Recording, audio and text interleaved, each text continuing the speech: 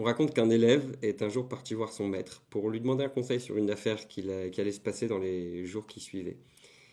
Et il lui a dit, j'ai un problème avec la qualité du produit, je suis pas sûr que le produit est de la bonne qualité, j'ai peur que le client s'inquiète et qu'il annule la transaction. Et son maître lui dit, eh bien, fais une vérification de qualité et avec une certification et puis tout va bien se passer. Et puis le lendemain, il lui parle de l'emballage et après, il lui parle des conditions de livraison. Bref, au bout de 2 3 jours, son maître, son rabbi, lui dit, écoute, ton client, il n'a pas forcément le temps que tu accordes pendant les 3 prières, pendant la Hamida, pour réfléchir à tous ces détails. Alors, pourquoi est-ce que cette histoire, je ne sais pas si c'est une histoire qui est vraiment arrivée ou si c'est une blague, mais ce qu'elle exprime, c'est que souvent pendant la Hamida, on est en train de penser à toutes sortes de choses et on ne pense pas vraiment au but réel de la Hamida. Mais aujourd'hui, j'aimerais vous parler de quelque chose de très curieux pendant la Hamida. Si vous avez l'occasion, regardez la traduction. La traduction de la Hamida. Qu'est-ce qu'on demande? On demande à Dieu l'intelligence. On lui demande la bonne santé. On lui demande d'être libéré. On lui demande toutes sortes de besoins matériels finalement. On demande à Dieu, s'il te plaît, donne-moi ce dont j'ai besoin.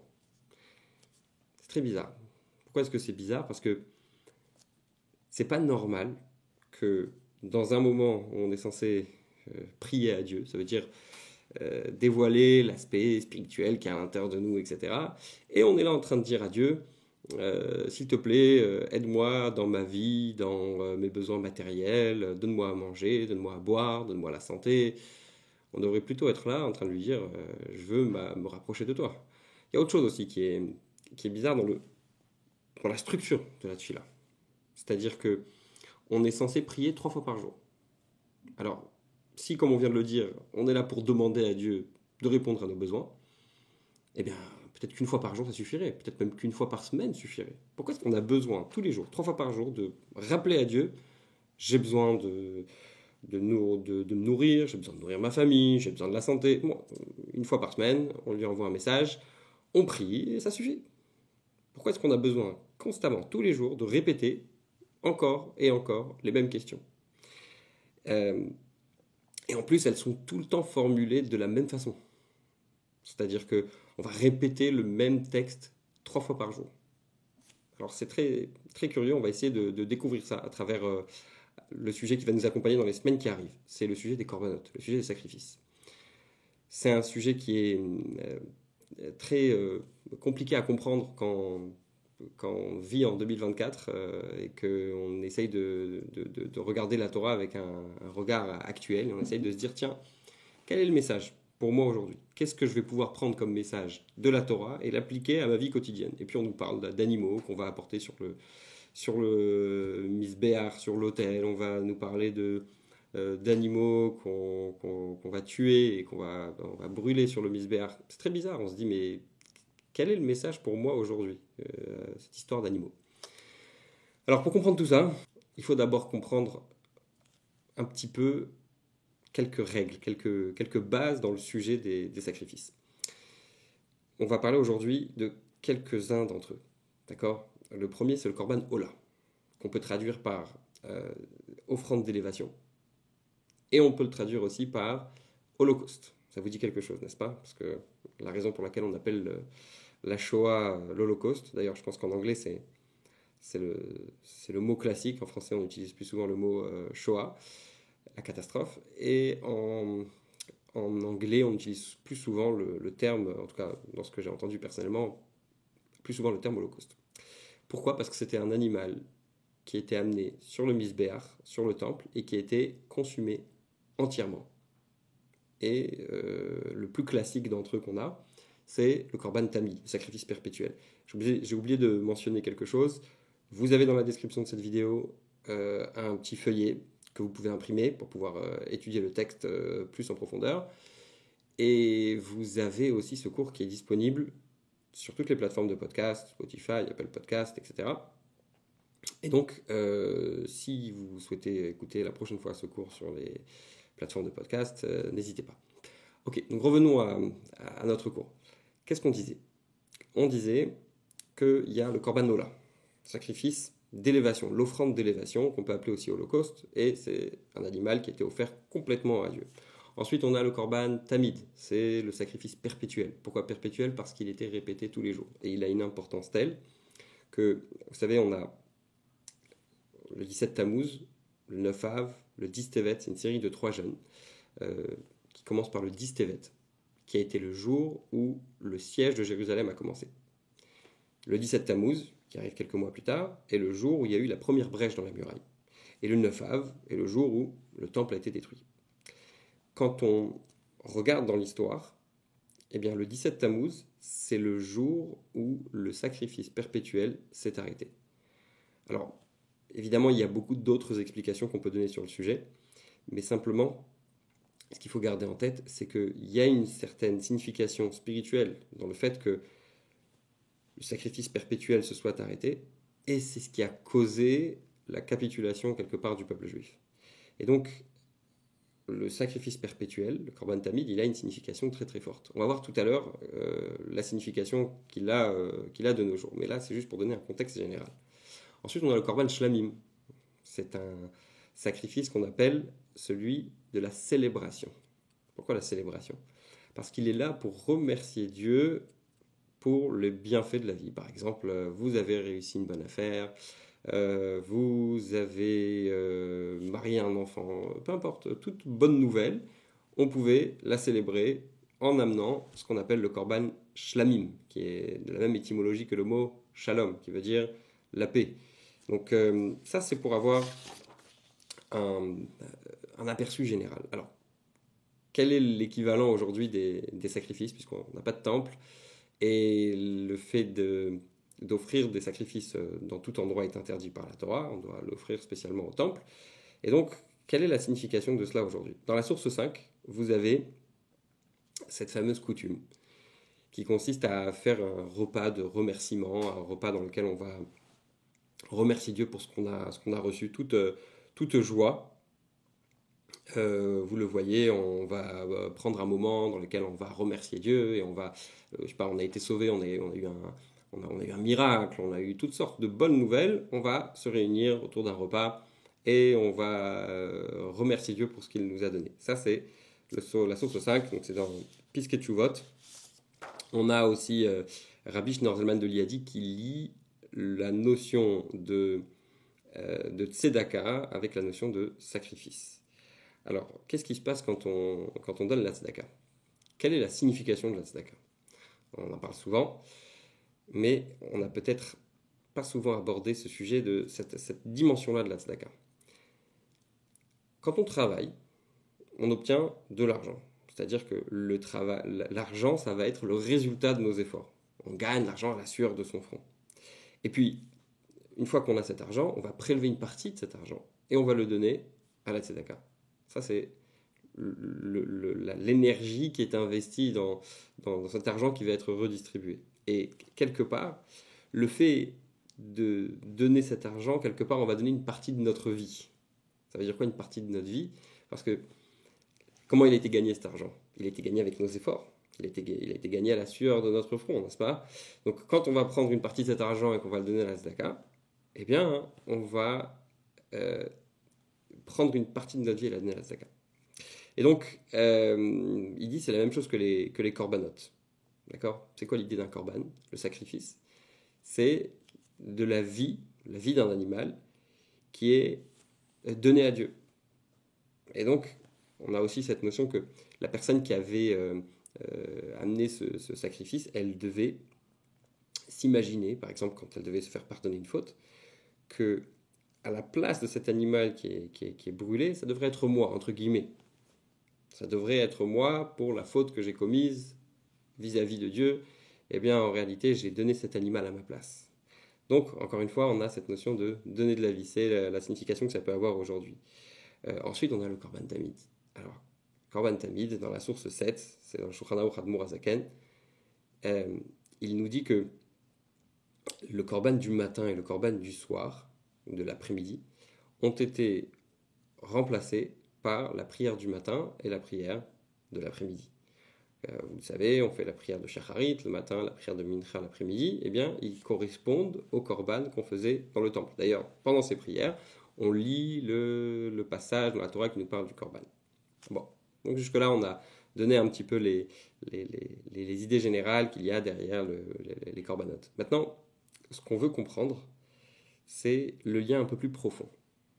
C'est-à-dire, on veut comprendre, encore une fois, pourquoi est-ce qu'on a besoin de prier 3 fois par jour? Si de toute façon on a remplacé la prière par quelque chose, à savoir le sacrifice, pourquoi est-ce qu'on a forcément besoin de le faire 3 fois par jour? On aurait pu dire, on va le dire 1 fois par jour et ça suffit. De toute façon, ce n'est pas l'acte original. Donc, quitte à avoir un remplacement, bon, c'est pas la fin du monde si on va le faire qu'une seule fois dans la journée. Alors, le rabbi va aborder cette question. On est toujours dans la page 4. Il faut regarder un petit peu les mots. On va regarder le mot tfila et on va regarder le mot korban. Qu'est-ce que nous dit le mot tfila et qu'est-ce que nous dit le mot korban? Tfila, c'est la même étymologie, même si le rabbi n'en parle pas dans ce discours. C'est la même étymologie que le mot atofel kli cheres. Qu'est-ce que ça veut dire? Celui qui recolle, qui reconstitue un ustensile en argile. Et quand on va recoller les morceaux, ça s'appelle atofel, comme tfila. C'est les mêmes lettres qui sont utilisées, c'est la même source, le même shoresh. Et donc, quand on va prier, en réalité, on va se connecter à Dieu. Le but essentiel de la prière, c'est pas tellement les demandes qu'on va faire, mais c'est la connexion qu'on va avoir. Alors, il y a toute une autre question sous un autre angle, qui est posée sous un autre angle, à savoir pourquoi est-ce que la prière parle des besoins matériels. Et aujourd'hui, on va l'aborder sous un autre angle. Mais je vais donner quand même un élément. Quand est-ce que le matériel pose problème? Quand est-ce que le matériel met un écart, une séparation entre nous et Dieu? Quand le matériel, il est vu comme un but en soi. C'est-à-dire que quand on voit le matériel comme un plaisir personnel, un intérêt personnel, alors là, on va considérer que le matériel, il n'est pas compatible avec ma relation avec Dieu. Alors que quand on réalise, en réalité, que la raison pour laquelle on a affaire avec telle et telle partie du matériel, que ce soit dans le travail, que ce soit dans le cadre familial, ou dans tout aspect de la vie, on réalise qu'en réalité, la raison pour laquelle on a eu un lien avec ce matériel, ça n'est que pour servir Dieu. Et encore une fois, servir Dieu, c'est pas forcément quand on a une kippa sur la tête et quand on est forcément en train de prier à la synagogue ou de faire une mitzvah en particulier.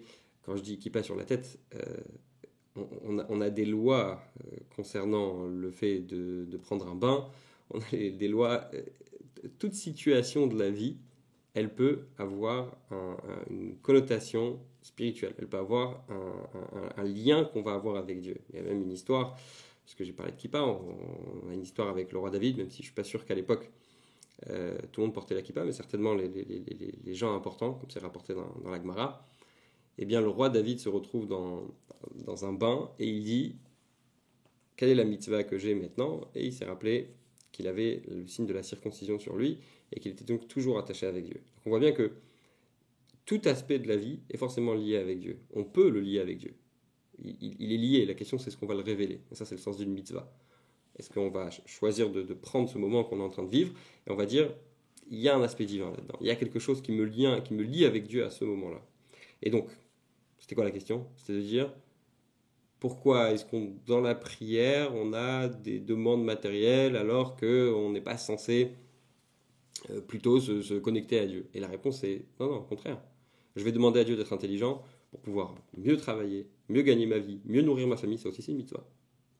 Je demande à Dieu de m'envoyer la parnassa, je demande à Dieu de m'envoyer de quoi subvenir à mes besoins, à ceux de ma famille, ça aussi c'est une mitzvah. Je vais demander à Dieu de me donner la santé, mais pourquoi on est en bonne santé? Pour servir Dieu.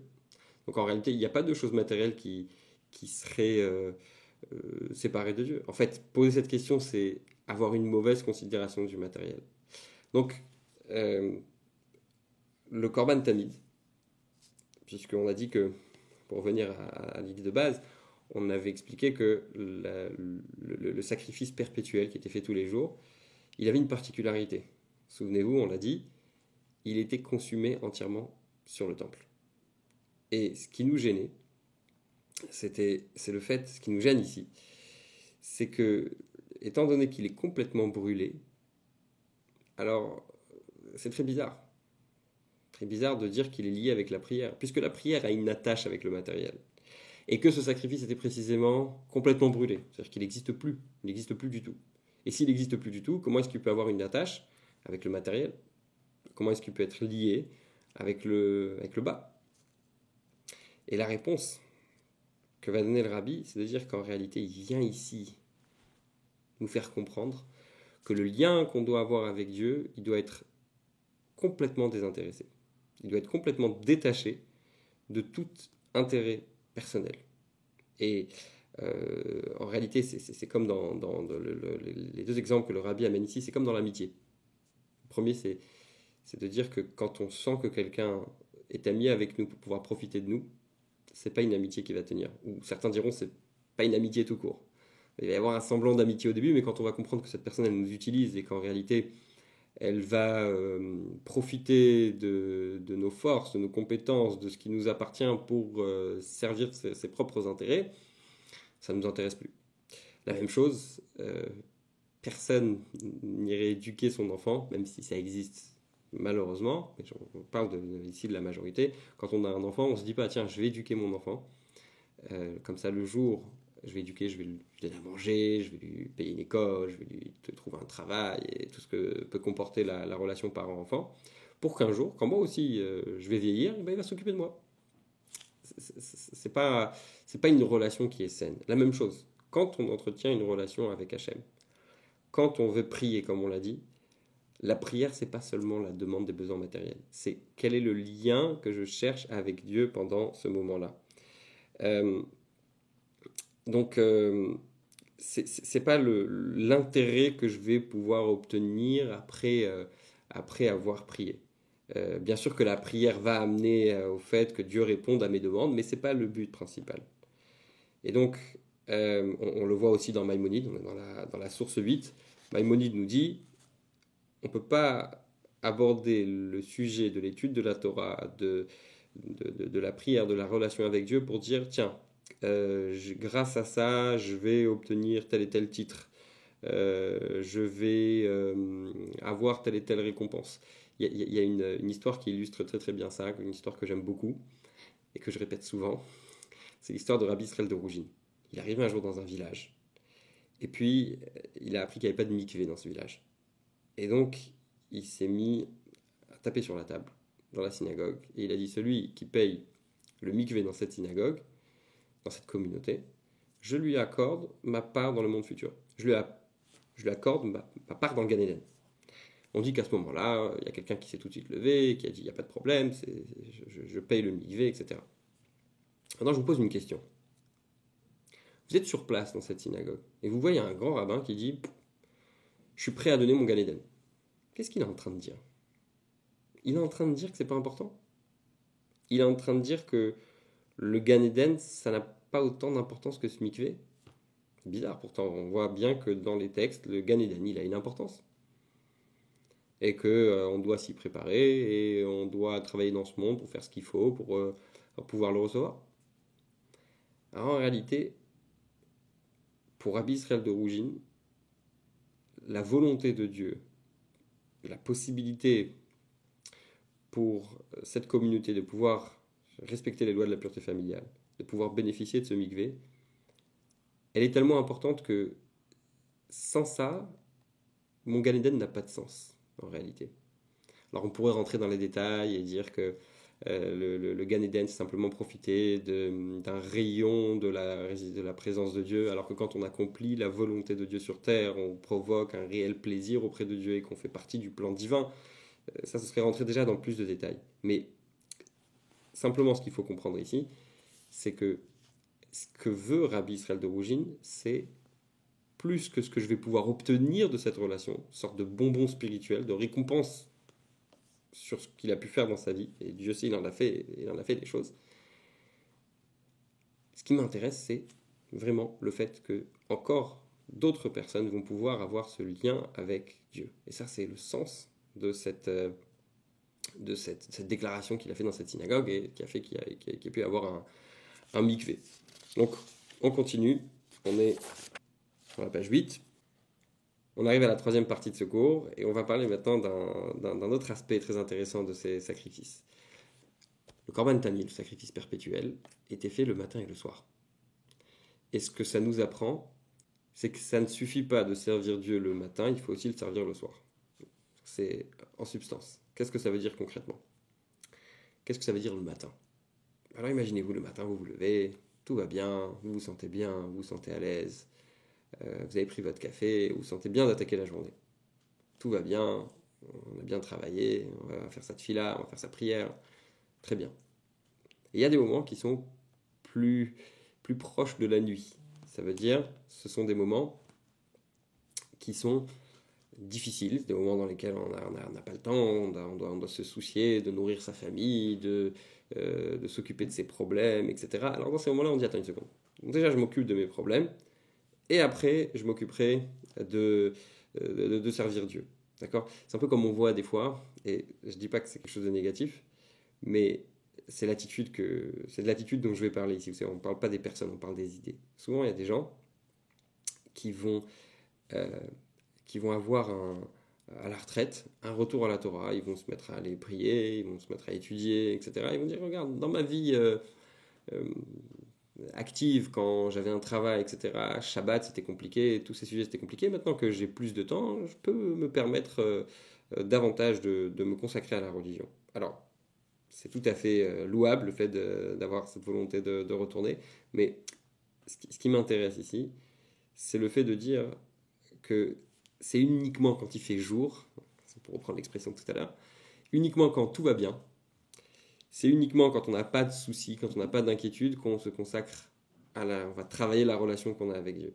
Et ce que vient de nous apprendre le Korban, c'est que on ne doit pas dire ça uniquement le matin, on doit le dire aussi le soir. D'accord? C'est vrai qu'on a des difficultés, qu'on doit s'occuper de sa famille, et qu'il y a des choses aussi importantes, mais on doit se consacrer à Dieu le matin et le soir. En d'autres termes, encore une fois, il a la même notion, mais c'est dit dans d'autres mots, c'est que on n'est pas là pour profiter. On est là pour donner, pour faire quelque chose pour Dieu, pas pour que, c'est comme la fameuse phrase de Kennedy, ne demandez pas ce que votre pays peut faire pour vous, demandez ce que vous pouvez faire pour votre pays, c'est exactement la même chose. Ne demandez pas ce que Dieu peut faire pour vous, demandez-vous ce que vous pouvez faire pour Dieu. Je vais finir avec deux histoires.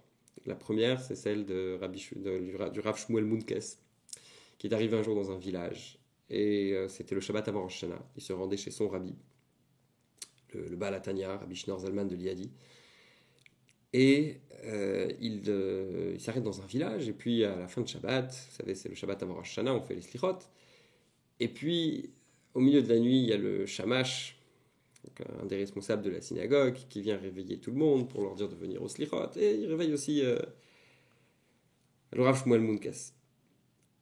Et puis, dans la maison où il dort, le maître de maison, quand il entend que le shamash passe pour les réveiller, il se met à toquer à la porte de son invité. Il répond pas. Une fois, deux fois, trois fois, à la fin il finit par rentrer, il le réveille, il lui dit il faut se réveiller, c'est les slichot. Les slichot, je connais pas.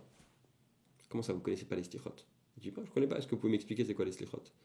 Alors cet homme lui dit les slichot, c'est le moment où on prie à Dieu pour que la vache elle donne du lait, pour que la récolte soit bonne, pour que ma fille qui est maintenant âgée puisse trouver un bon parti, pour tout ce dont on a besoin.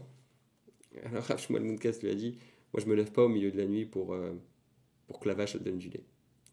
Il a voulu leur faire comprendre, et bon, on peut allonger un peu plus l'histoire, mais simplement dans la version allongée, on raconte dans les détails comment il a refusé de se lever une fois, deux fois, trois fois, il voulait continuer à dormir, il fait semblant de ne pas savoir c'est quoi les slichot, parce que ce qu'il voulait dire à cet homme, c'est les slichot dans lesquels tu crois, j'y crois pas. Vous savez, comme ce rabbin qui parle à un athée, et le rabbin finit par dire à l'athée, le Dieu dans lequel tu ne crois pas, moi non plus. Et j'y crois pas. Et je vais finir avec une dernière histoire. Une histoire que j'aime beaucoup, et puisqu'on a parlé de slichot, c'est une histoire que je raconte chaque année dans Vous savez, le fameux Farbrengen, la fameuse réunion chassidique qu'on fait avant les slichot pour se préparer, pour s'inspirer, pour pouvoir arriver bien prêt aux slichot. C'est l'histoire d'un chassid, d'un disciple du Admour HaZaken, encore une fois, Rabbi Shneur Zalman de Liadi, qui participe à une appel d'offres pour construire un pont dans une très grande ville en Russie. Alors à l'époque, c'est le tsar qui règne, et puis le tsar est présent. Et chacun des entrepreneurs fait sa présentation devant le tsar, et vous savez, quand on parle devant un roi, il y a une certaine tenue à avoir, et apparemment ce chassid, ce disciple de Rabbi Shneur Zalman de Liadi, n'a pas eu vraiment le comportement adapté. On parle de toutes petites choses, mais il a montré qu'il n'était pas impressionné tellement par le tsar. Bon, il fait sa présentation, sa proposition. Sa proposition n'est pas acceptée, et quand il rentre chez lui 2 semaines après, il reçoit une convocation au palais royal. Il est très embêté parce que la convocation qu'il a reçue, elle laisse entendre qu'il risque de ressortir une tête en moins. Il risque de ressortir de ce palais pas dans un très bon état. Et donc il discute avec sa femme, il se met à écrire un testament, il se met à ranger ses affaires. Et puis le délai qui lui avait été donné lui a laissé le temps quand même d'aller voir son rabbi. Et donc il va voir Rabbi Shneur Zalman, son maître. Il passe quelques temps là-bas, il est reçu par Rabbi Shneur Zalman, et il finit par lui dire, Rabbi Shneur Zalman, qu'est-ce que je fais avec cette histoire? Comment je suis censé appréhender les choses? Et son maître lui dit, en yiddish, for gesundheit, voyage en bonne santé. Et là il est très embêté parce que il ne sait pas comment le comprendre. Qu'est-ce que ça veut dire voyage en bonne santé? Ça laisse entendre que je ne pourrais pas revenir. Ça laisse entendre que c'est un aller simple. Bon. Il est très embêté et il se rend au royaume le jour venu. Il se rend au palais royal, pardon. Et quand il arrive sur place, on lui donne, après avoir présenté son invitation, une deuxième invitation, un tampon à droite, un tampon à gauche. Il passe par un bureau et un deuxième et un troisième bureau. Si on veut, on peut raconter l'histoire pendant des heures. Mais simplement, à la fin, il se retrouve dans une salle où on ne voit pas les portes. C'est-à-dire qu'il y a une sorte de salle ronde avec des portes dissimulées derrière des rideaux. Et donc lui, il rentre dans la salle, on lui dit de se mettre à un certain endroit, de ne pas bouger. Et puis, il attend là, je ne sais quoi. Il ne sait pas. Il attend quelque chose, il ne sait même pas quoi. Il sait qu'il est au palais du tsar. Il sait qu'il a peut-être une chance d'être assassiné, et donc il est pris d'une peur énorme. Et il se met à trembler, et à trembler tellement fort que ça fait du bruit. Et là, derrière lui, il entend une petite voix qui lui dit « Ainsi, on se tient devant le roi ». Et c'était le tsar lui-même qui lui a dit ces mots-là. Alors, pourquoi est-ce que je raconte cette histoire? Déjà parce que je l'aime beaucoup. Tout le suspense et tout le comportement de ce disciple, mais elle vient de nous apprendre à nous aussi. Et c'est une histoire que je raconte toujours à la veille des slichot, parce qu'elle vient de nous apprendre, encore une fois, elle vient de nous apprendre à nous aussi, que quand on fait la tefila, on doit prendre 1 minute pour réfléchir devant qui je me trouve, qu'est-ce que je suis en train de faire. Et bien sûr, on ne va pas changer la façon dont on prie du jour au lendemain, mais on peut, en réfléchissant un petit peu, en essayant d'apprendre les halachot concernant la tefila, en essayant d'apprendre les textes de Chassidut qui vont nous apprendre les profondeurs et la signification de la tefila, réfléchir à la tefila et lui donner un sens un petit peu plus profond. Merci à tous.